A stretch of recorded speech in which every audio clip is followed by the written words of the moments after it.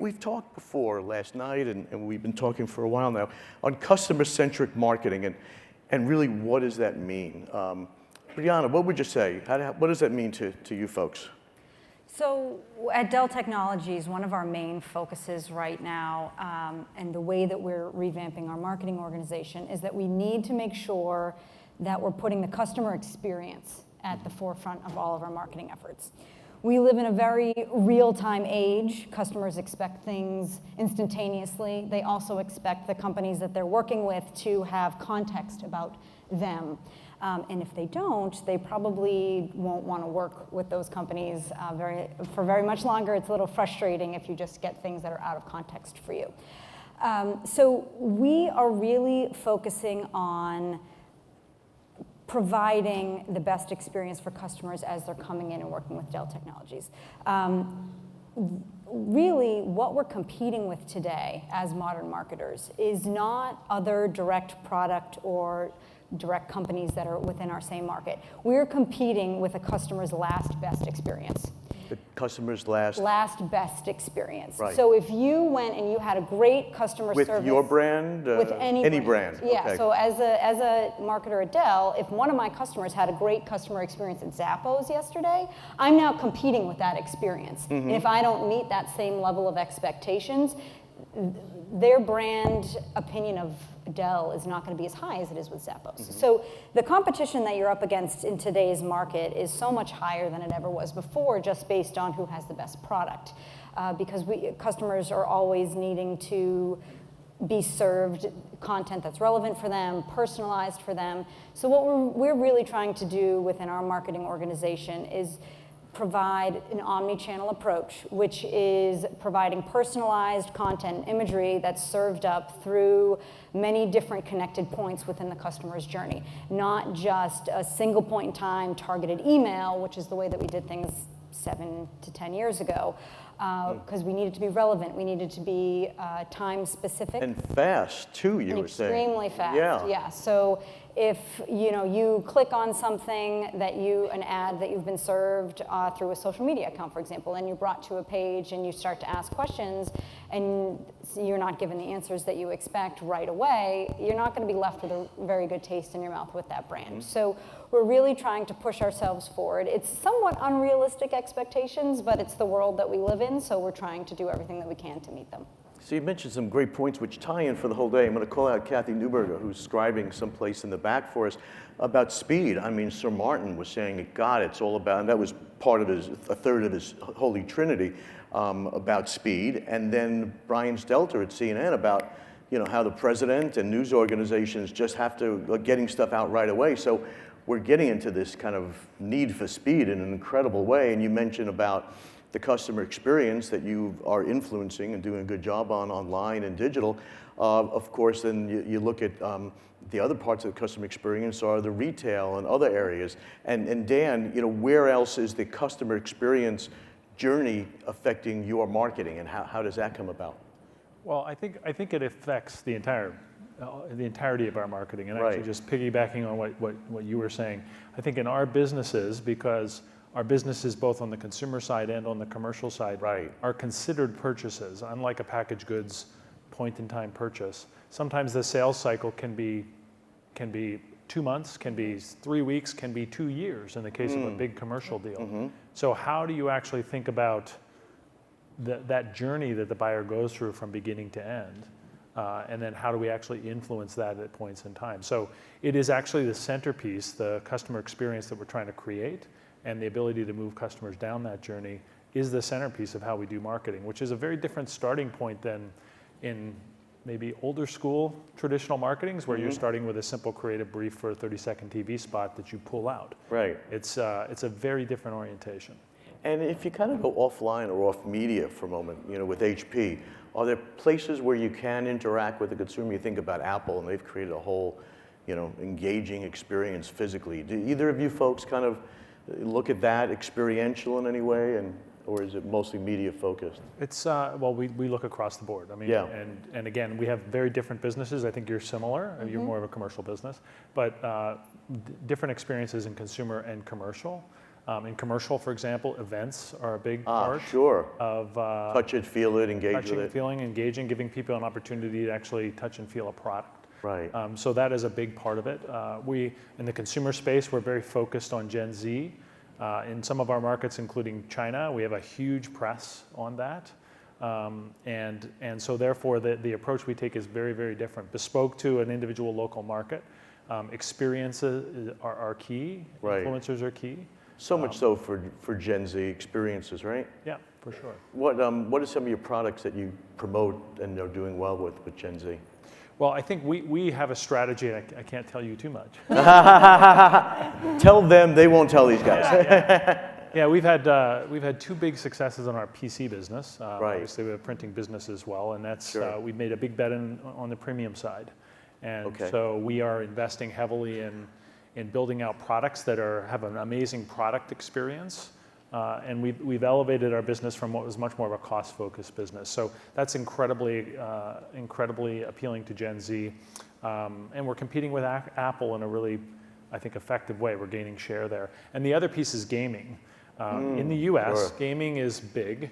In China and in Asia, it is massive, and it's coming like a freight train at all of us. Right. That is a massive opportunity for us on the much higher margin products, a lot of accessories that you wrap around that. We've had huge success with our Omen brand, so that's another big area Very of experience. Yeah. We were talking to Sir Martin last night about kind of the whole big picture of government, and he had two themes that you just mentioned, China and fast approaching train. And he said, because we talked about China and Trump and the relationship, and he goes, one way or another, we have to figure out a way to work with China, because just the massive scale of people and consumerism, if we don't, we'll be buried. I mean, he kind of painted that picture last night. Of course, a lot of your decisions and what we just talked about is based on data. IBM is known as an amazing data company now. I mean, with all the data, the consulting, the Weather Channel, and you can predict crops now and affect markets by the data. Yeah, how do you guys use data in your kind of modern day marketing? So when we think about what it means to be the modern marketer, and I think a lot of you know, we actually are not a consumer company. There's nothing that the average consumer can buy from us. We're an enterprise company. And there's really a couple of pieces of being the modern marketer for us. And we've been on a transformation with Michelle Peloso, who's our CMO, for several years now. And it starts with putting the client at the center of everything that we do. Mm-hmm. And that meant that we actually had to make a decision about how we actually survey and talk to our customers. How do we actually figure out customer sat? And IBM has over probably 400,000 employees, a lot of different units, a lot of emerging parts of the company, a lot of traditional parts of the company. You can imagine how many different ways we did customer interactions, and it was big deals, small deals, online, offline. And it was a really fundamental decision to go with Net Promoter Score. It's really simple. You have all done a Net Promoter Score survey at some point in your life with an airline, with a hotel. And to actually decide as a company, and it was driven out of the marketing function, that we would move as a company to Net Promoter Score. And what that allows us to do as a modern marketing company, as opposed to marketing being like over there and product development being over here, it actually takes us all the way through the customer journey. So we can actually react to Net Promoter Score feedback we get on a digital interaction with a customer and get that back to product development that day. We will answer surveys within 24 hours. We actually say that feedback is the greatest gift that we can get. So when a customer actually gives us feedback digitally or through a Net Promoter Score face-to-face survey, we love that feedback, because that actually helps us change our product set, change how we market.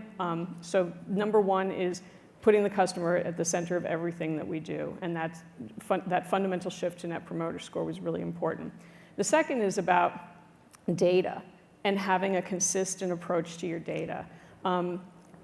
I believe that a modern marketing function and a modern marketer has to understand your data. You just are having like an emotional debate. If you have data, you're having a fact-based debate, and you can make decisions with data that will change your outcomes. Mm-hmm. So agreeing on one set of data and having that across the entire marketing function, so your geographies are functioning with the same set of data that you're doing at a global level, and being able to see that data. So one of the cool things about being in the technology company is that we're on the forefront of technology, and that's really been part of our philosophy as well, is that we really want to push the envelope on. I mean, we have products that we sell to many of you probably that are part of the marketing stack that we sell. But as a modern marketing company, we actually, it's not all our own stuff, right? We push the edge on the stuff that we make, but we've actually looked at, there's probably 1 million MarTech stacks that you all have in the room, right? We all have them, and they're all messy. We actually have, with our own data scientists, have created dashboards. So literally every day, our teams can look at how their campaigns are functioning and react to how their campaigns are functioning, both on a productivity standpoint. If I gave you $1, what did that dollar do for you?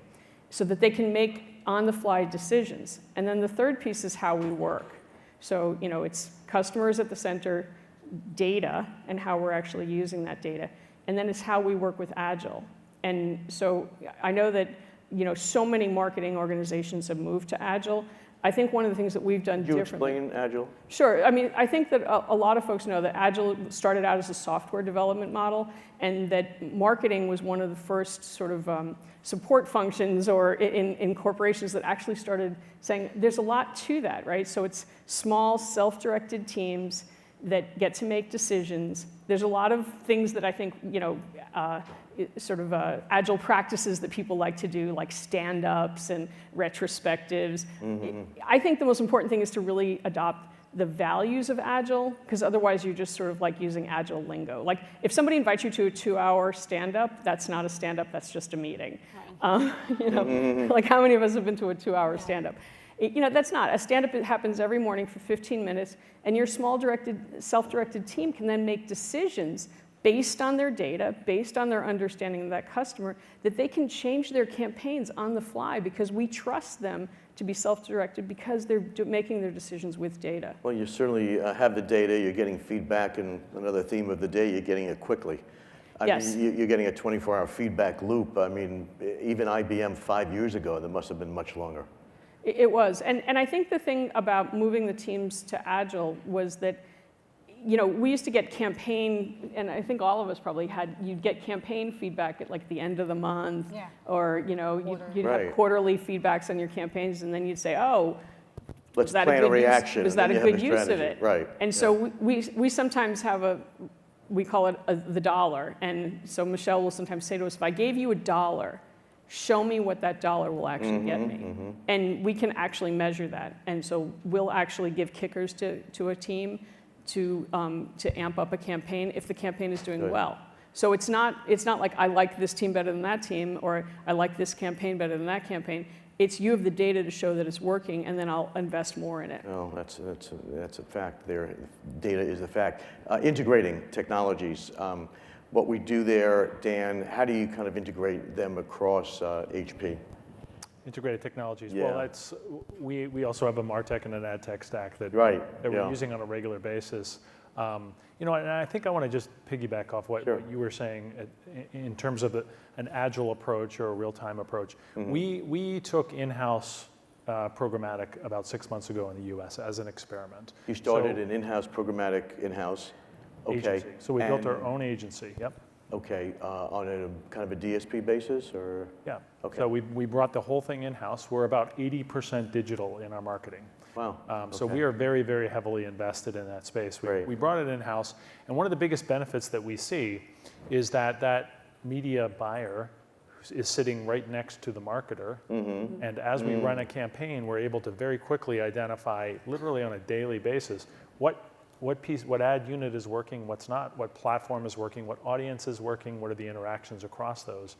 And what we're finding is that approach to marketing, we all know that that's the future, but there's a massive upstream impact on how we manage creative development. Mm-hmm. It's no longer a point-in-time creative development process that then gets trafficked through media and read a quarter later. Mm-hmm. It is literally real time. And so when we do creative development, our briefing process is different. We have broader set of assets, less specific assets within a particular campaign set of objectives, and then we're constantly optimizing and almost on a daily basis switching out creative.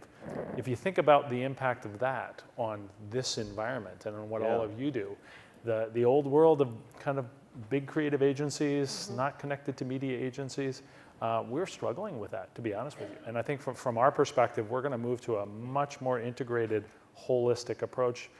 We will use agencies, but to the degree that there's friction between agencies and between us, we'll stop using agencies and we'll do it ourselves, because there's much more of an opportunity to do that. And I think to some degree our businesses are the leading edge of that, just because of the way our customers purchase and the way we have to interact. But that's coming to packaged goods, that's coming to everyone.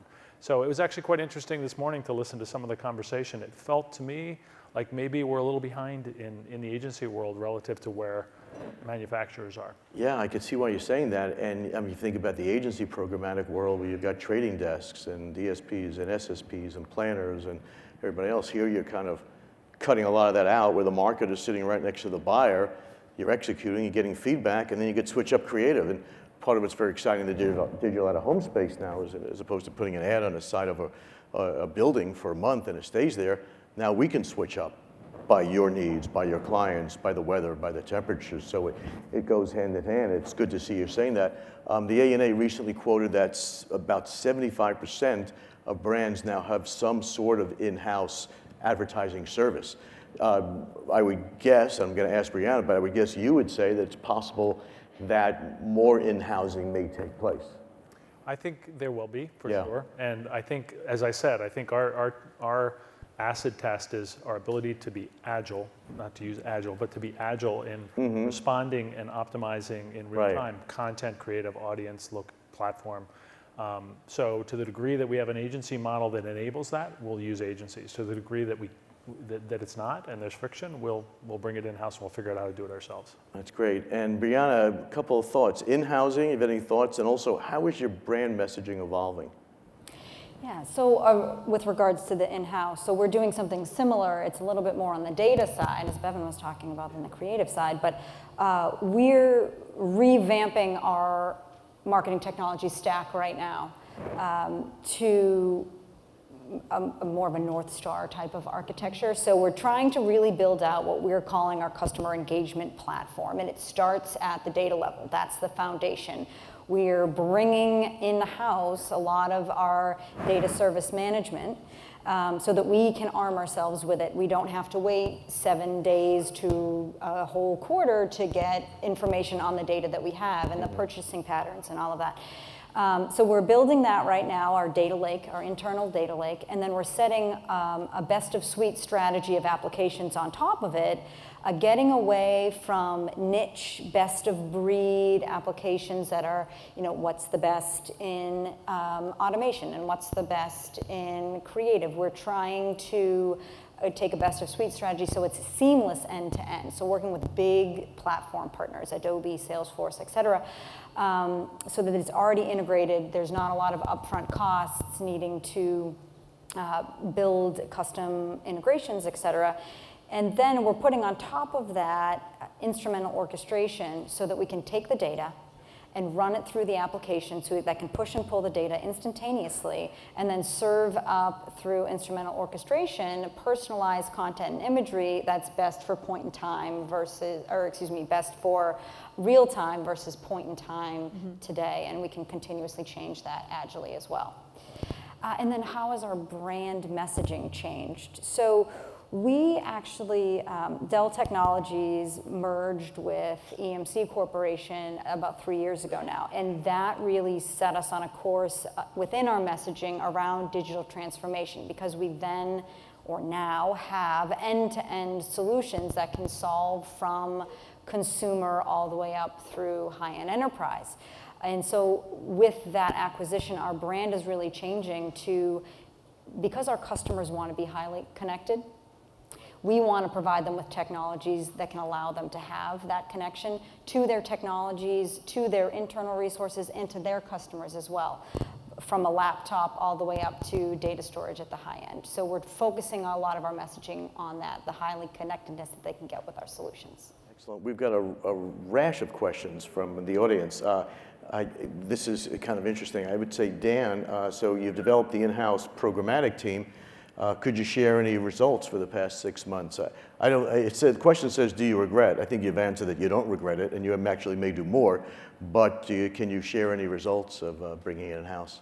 Yeah, it's been amazing, and I don't have any regrets at all. It's actually, they all sit right next to me. We kind of built out this great little agency, and so lots of young people who are And you're very based enthusiastic. in What's that? Portland? Where are you based? I'm based in San Diego. San Diego. Yeah, so we run the media team out of San Diego. Right. So, and we've seen incredible improvements. We're going to send Ad Age there to visit and do a state-of-the-art story, I think. Sure. Yeah. So the metrics are all incredibly positive. So there's obvious cost benefits because we're not paying an agency fee. So but that's not why we did it. Sure. We have some internal standards around viewability and around video completion So you rates. can go to a higher standard for viewability. So we're going to higher standards than MRC, Right. and we're seeing 2x performance on those.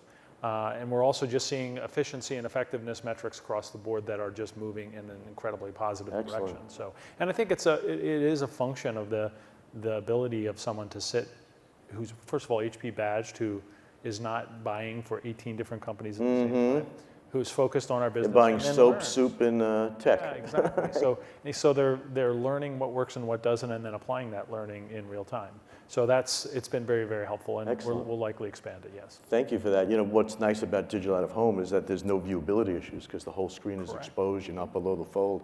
What are some of your experiences and thoughts of out of home, digital out of home? Have you you kind of stepped up in that area, looked at it more, or Dan's nodding? You want to take that, or Brianna? Or how about Bevan? Brianna, well, we go. No, go ahead. Bevan, it's your turn. Go ahead. Yeah, I mean, I think out of home has always been a part of our mix for IBM.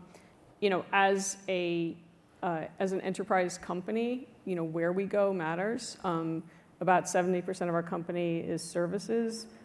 So a lot of the buyers for that will often be in a C-suite. So like a lot of our competitors, where we appear in airports matters. So where we appear in cities matter, especially emerging cities. So we definitely, it's part of our mix. I think the, you know, there's some of the questions that have been popping up on the stream here that are about brand, and you know, we're talking about the changes in the Dell brand. I think one of the interesting things for us, and you know, in the same way, you know, MarTech stacks can get just very lumpy and, you know, just a lot of pieces together that don't integrate. It's understanding your brand and deeply, I think, is still fundamental to everything that we do. So, I mean, just slapping up, you know, I'm going to go out of home, I'm going to go here, I'm going to go there. If you don't really know your brand and you haven't really rolled around in that, I think that that's a problem. And I think for us, we're over 100 years old. And there's so many things about our brand that have stayed true to us. And you know, when we think about some things have evolved, but some things have stayed true. One of the things that has always been true for us is when we think about who we sell to and partner with forward thinkers.